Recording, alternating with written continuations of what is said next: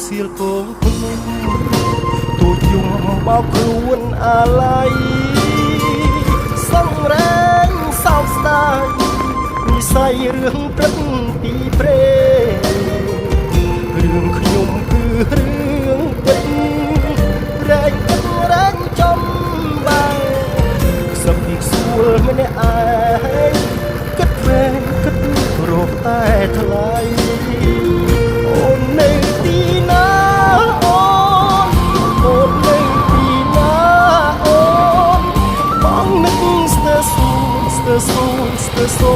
ចិត្តកាយទ្រមរីងរៃទោះស្នេហ៍ឬមិនស្នេហ៍ឲ្យតែប្រាប់មកថ្លៃត្រូវខំមិនធ្វើ